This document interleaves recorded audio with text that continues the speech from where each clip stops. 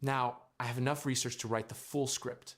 Let me compile the key verified numbers and write key verified data points. Median, 401k balance. Ages, 45 to 54, $67,796. Vanguard 2026. Report, year-end 2025. Average retirement savings, 45 to 5. For Fed Reserve, $313,220. Median to $87,000. Fidelity benchmark at 45. 4x salary to $248,000 on median $62,000 income. 29% of non-retirees have zero savings. Magic number, $1.46 million. Northwestern Mutual, 2026. 46% of retirees left workforce early, EBRI 2026. 76% of those were involuntary. Median planned retirement, 65. Median actual, 62. 61% of Gen X not confident about retirement. Schroders 2025. 24% of Gen X borrowed from 401k. 2/3 of Gen X have under $100,000 saved. Median net worth, 45 to 54 to $247,000. Social Security Trust Fund. Depletion around 2033, then 77% payable. Fee drag. 1% annual fee on $200,000 over 30 years equals to $170,000 in lost compounding. The median 45-year-old in America has $67,796 in their 401k. The benchmark says they should have roughly $250,000. The magic number Americans say they need to retire comfortably hit $1.46 million in 2026, an all-time high per Northwestern Mutual's 2026 Planning and Progress Study. Do the math on that gap over the next 20 years, and you'll understand why 61% of Gen X, the exact generation we're talking about today, told Schroders they are not confident they'll achieve their desired retirement lifestyle.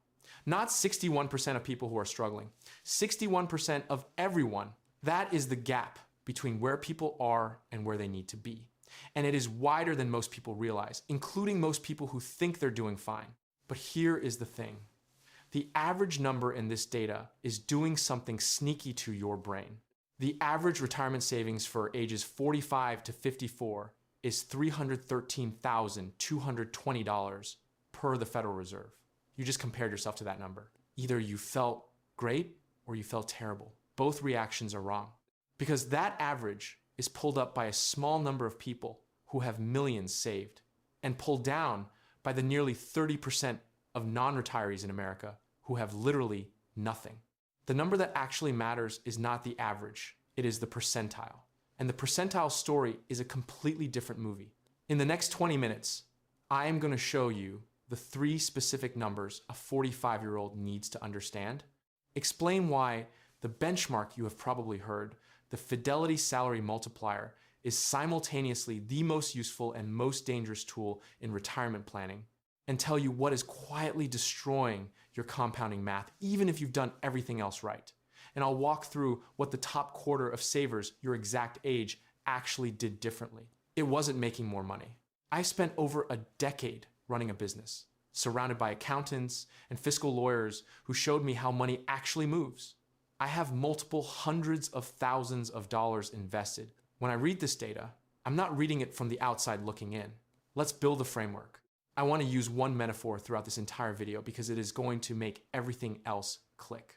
Think of your retirement savings like a road trip. You have an odometer, that's your current balance. You can see exactly how many miles you've driven. And then there is a GPS that is the pace you need to maintain to arrive at retirement on time. Here is the dangerous thing. Most Americans are obsessively watching the odometer. I have $67,000. Okay, how far do you have to go? I don't know. When do you need to get there? 65, maybe 67. How many miles is that? I haven't checked. You have been watching the odometer like it is going to tell you something the GPS can't. It won't. An odometer with no destination is just a number that makes you feel productive for having driven at all. At 45, the GPS question is this: Are you on pace to have enough income in retirement so you do not run out of money before you run out of life? Most people are not. And the gap between what the odometer reads and what the GPS requires is the entire story of American retirement in 2026. Let me show you exactly where the average 45-year-old stands. And let me explain why comparing yourself to the average is itself a form of financial self-harm.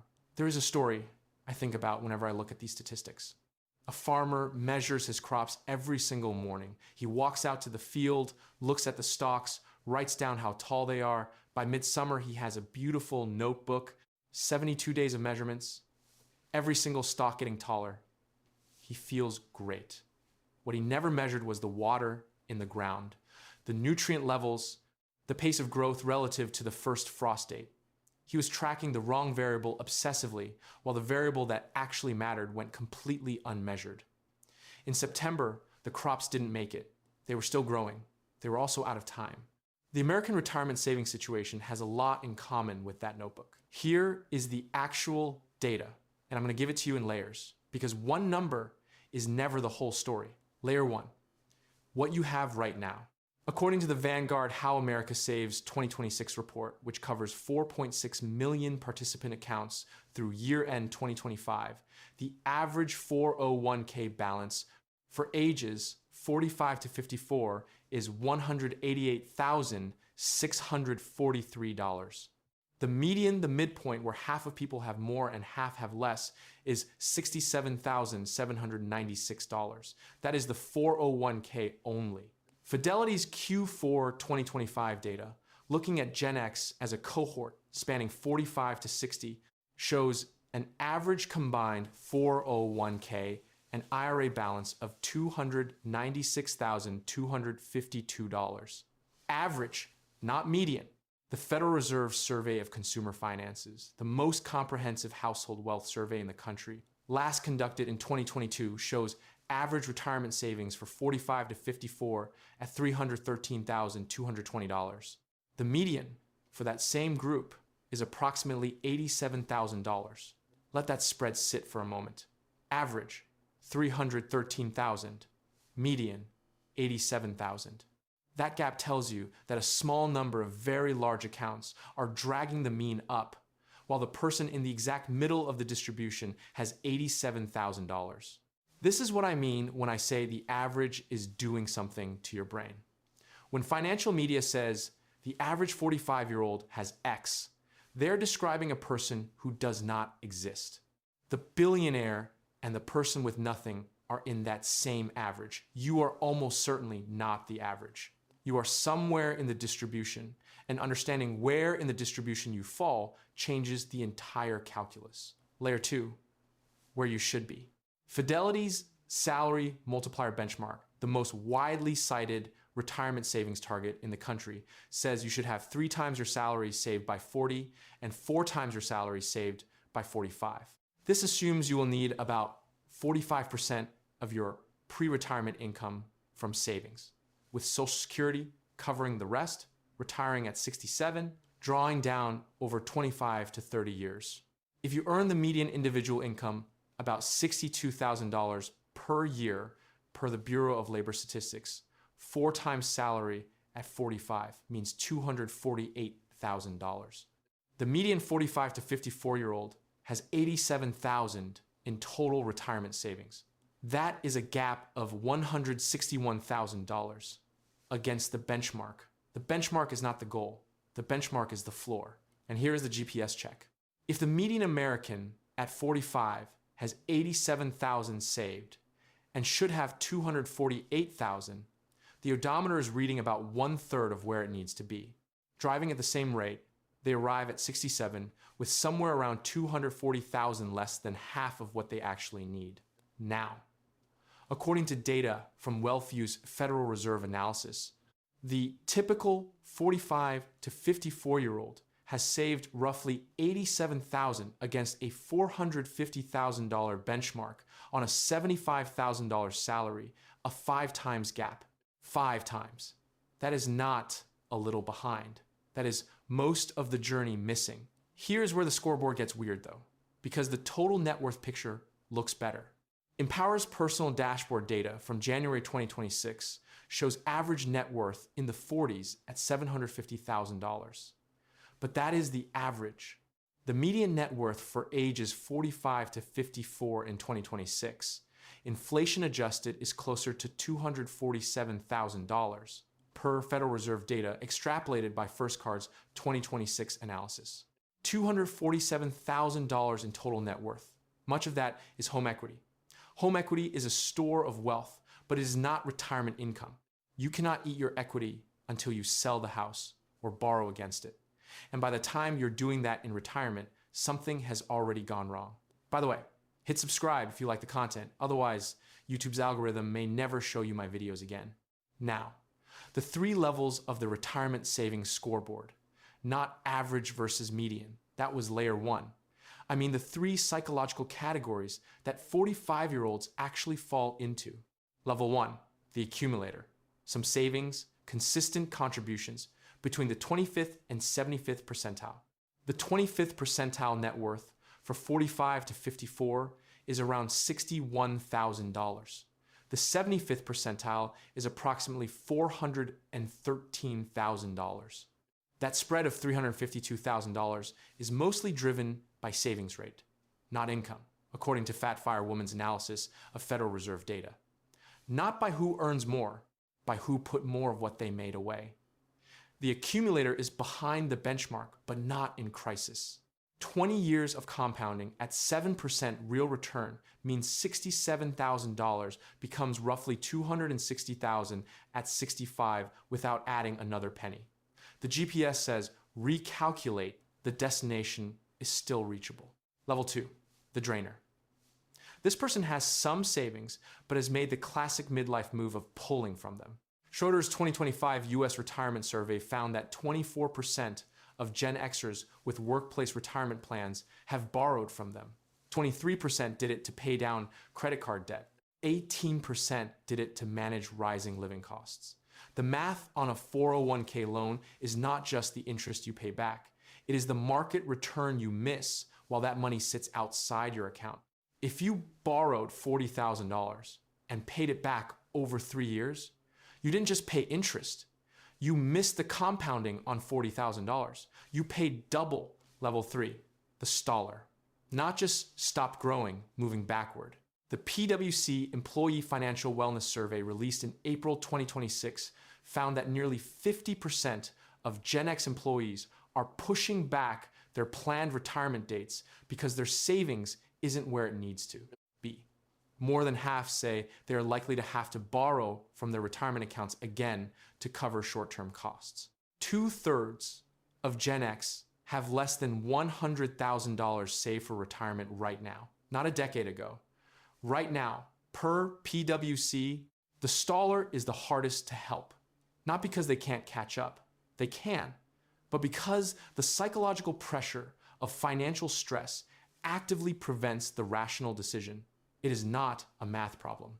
It is a brain problem. I want to plant a seed here before I water it. In a few minutes, I'm going to show you the single most dangerous assumption embedded in every retirement calculator you have ever used. It is the assumption that makes everything else in your plan look reasonable. But first, let me show you the thing that is silently eating your compounding math. It is the fee drag. I know. You have heard this before. Hear it again with the actual numbers, because the version most people know is understated. The average actively managed mutual fund charges around 1% per year in fees. That sounds small. Here is what it actually costs. Take a balance of $200,000 at age 45, earning a gross return of 7% annually over 20 years. With no fees, you end up with approximately $770,000 at 65. With a 1% annual fee net return of 6%, you end up with $640,000. The fee cost you $130,000 on $200,000 of starting principal. That is 65% of the starting balance gone to fees over 20 years. Extend it to 30 years. A 1% annual fee on $200,000 costs you approximately $170,000 in lost compounding. More than 80% of your starting balance, not gone to your retirement, gone to the institution managing your money. This is not a rounding error. This is the difference between hitting the Fidelity benchmark and falling short by 30%. And the fee story has three layers. There is the expense ratio on your funds. There is the advisory fee if you use a traditional advisor, typically 1% of assets under management per year. And there is the invisible cost no one mentions, the spread between your plan's default fund and what low-cost index funds charge.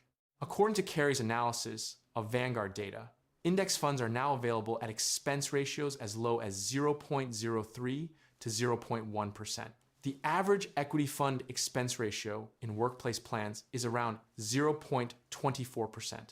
And if you are in actively managed funds at 1%, you are 30 times further from the index fund cost than you need to be. There is a financial advisor out there right now explaining to a Gen X client why the 1% AUM fee is worth it for the relationship. The relationship might be worth something. The 1.25% compound drag absolutely is not. I need the advisor to keep me from making bad decisions. Okay, valid. But the index fund also keeps you from making bad decisions. It does it by being so boring there is nothing to decide. Now, here is the most dangerous assumption in every retirement calculator you've ever used. This is the reversal I promised. You think the problem is how much you have saved right now. That's the odometer. You think the solution is contribute more, invest smarter, wait longer. But actually the problem, the real GPS problem, is that waiting longer assumes you get to choose when you stop working. The Employee Benefit Research Institute's 2026 Retirement Confidence Survey found that 46% of Americans who retired in 2025 left the workforce earlier than they originally planned, not by choice. And of those unplanned early retirements, 76% were caused by factors entirely outside the individual's control. Health problems, disability, caregiving, corporate downsizing, business closures, 3 out of 4. Out of their control. A study from the Urban Institute analyzed data from 1992 to 2016. 56% of full-time workers in their early 50s experienced an involuntary job separation before they were ready to retire. Not a few, not the unlucky ones, 56%. Workers plan to retire at 65 on average. The median actual retirement age is 62, 3 years earlier than planned.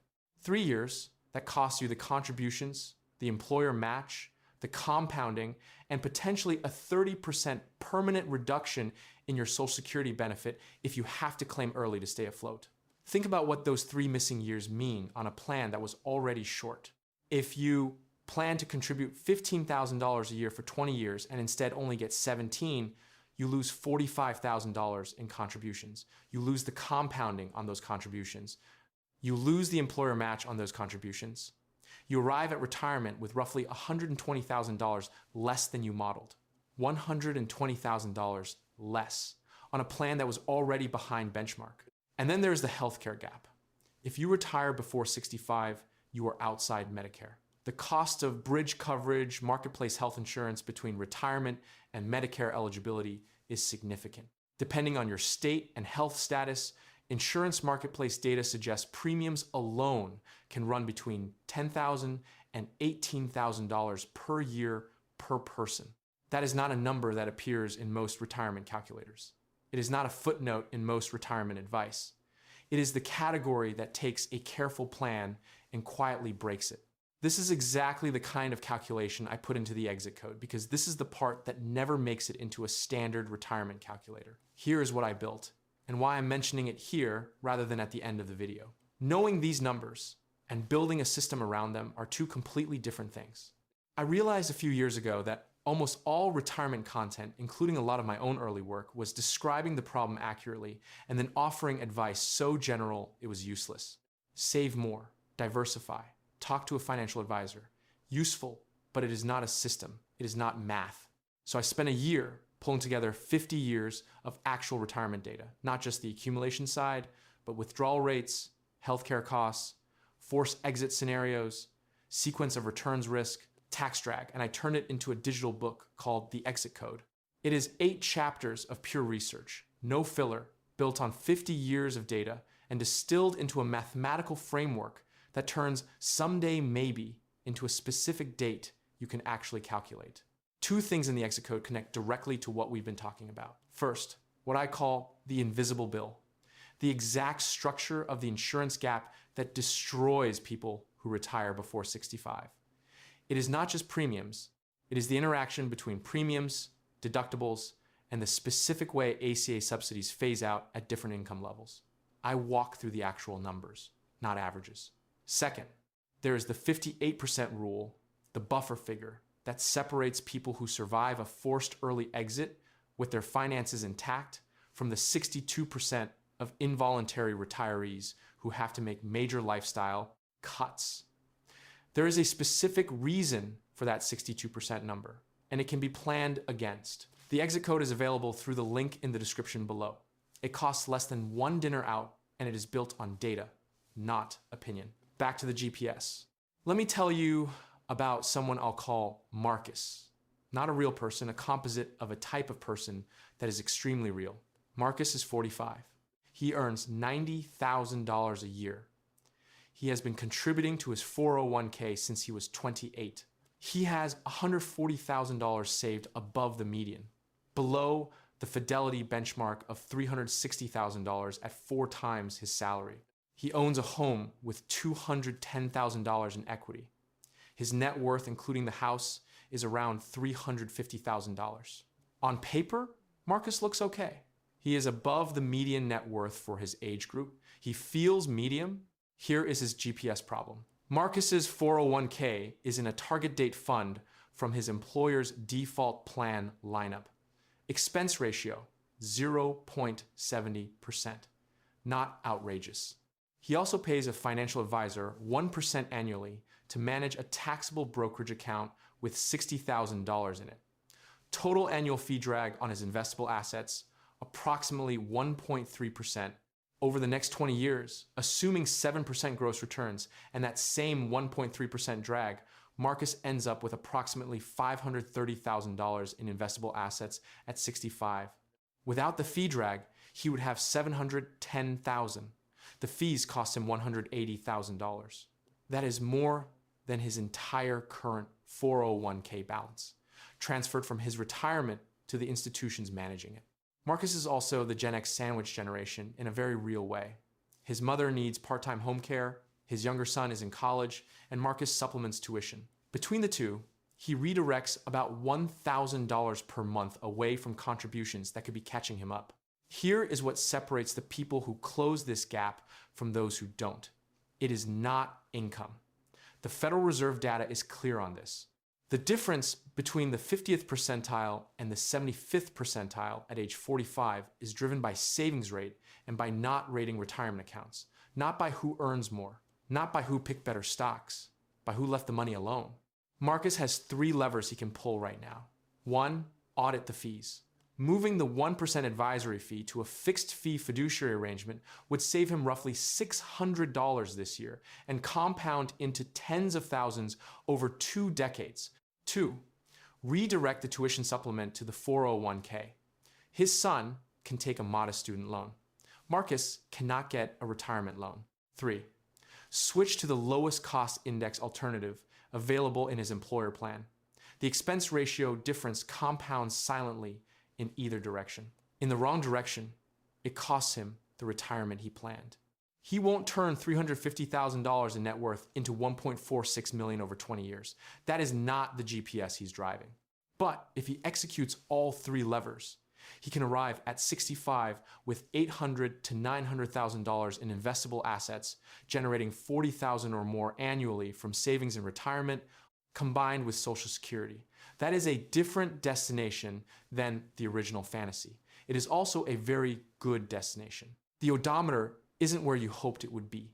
The GPS just recalculated. That is not a crisis. That is a math problem, and math problems have answers.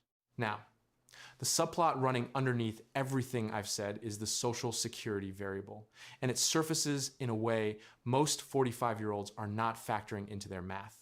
Social Security was designed to replace about 40% of the average salary after retirement. Not 60, not 80, 40.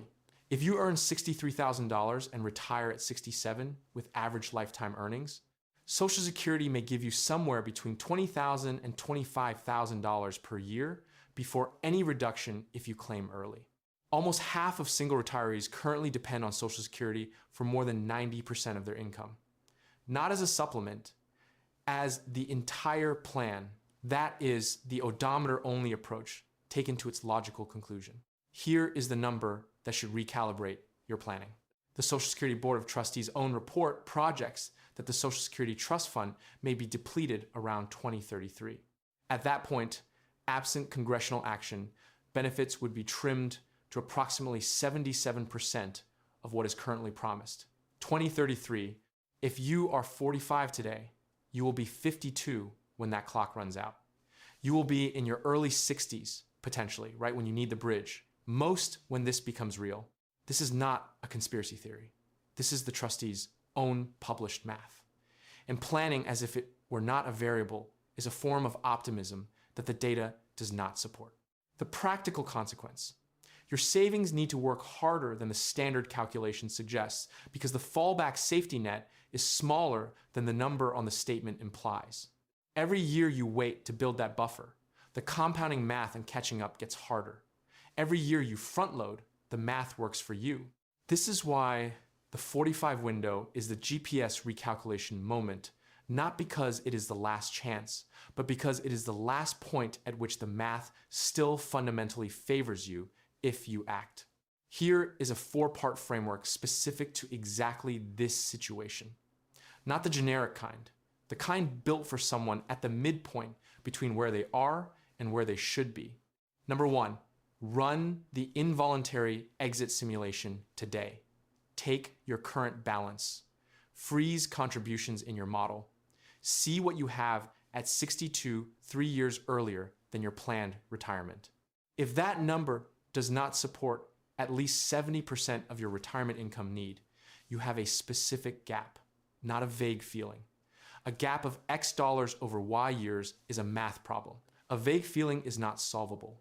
Number 2, do the fee audit before any other optimization. Your 401k expense ratios are in your plan documents. If your funds are charging more than 0.2%, lower cost index alternatives are almost certainly available in the same plan. This 1-hour task has a 20-year compounding payoff that exceeds almost every other financial decision you could make this month. Number 3, build the healthcare bridge as a specific line item. If you were forced to retire at 62, what would you pay per year for health insurance before Medicare at 65? Get the actual number from healthcare.gov for your state and health status. Build it as a line item in your plan.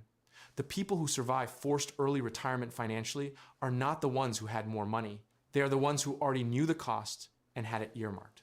Number 4, protect the compound window. The next 10 years are your highest leverage compounding years. Every dollar redirected out of those years to adult children, to aging parents, to lifestyle inflation costs you more in retirement than the dollar amount suggests because the compounding multiplier at 45 is still high. This is not about being cold. It is about understanding that the cost of money in your 40s is structurally different than the cost of money in your 50s. A dollar saved at 45 is worth roughly twice what a dollar saved at 55 is worth in retirement. That is not an opinion. That is a future value calculation. Here is what the top 25% of savers in the 45 to 54 bracket are actually doing differently. This is worth sitting with because it is not what most people expect. They do not earn dramatically more. The Federal Reserve data shows the savings rate at the 75th percentile versus the 50th is driven by behavior, not income. They have lower consumer debt loads. They have not borrowed from retirement accounts. They have lower expense ratios. And this is the one nobody says out loud. They started treating the 401k balance as permanently untouchable. Not as an emergency fund with a tax penalty attached, as money that does not exist for any other purpose. The compounding math on that single behavioral difference is dramatic. Someone who contributed consistently for 20 years and never touched the principal at 45 has roughly double the balance of someone who contributed the same amounts but took one mid-sized loan in their mid-30s. One loan, double the compounding penalty. This is the brain problem, not the math problem. The psychological shift that separates the top quarter is not discipline, exactly. It is category clarity. The retirement account is in a completely different mental category than the emergency fund, the car account, the house account. It does not live in the same part of the brain as money that can be accessed. Once it is permanently reclassified, the temptation to borrow from it largely disappears because you would not borrow from your future self's grocery budget to pay your current self's credit card bill. That is what a 401k loan is. That framing changes the decision. The number that can clarify everything here, the gap between the 25th and 75th percentile net worth at age 45 is $352,800. That is not determined by who went to a better school or who had a higher starting salary.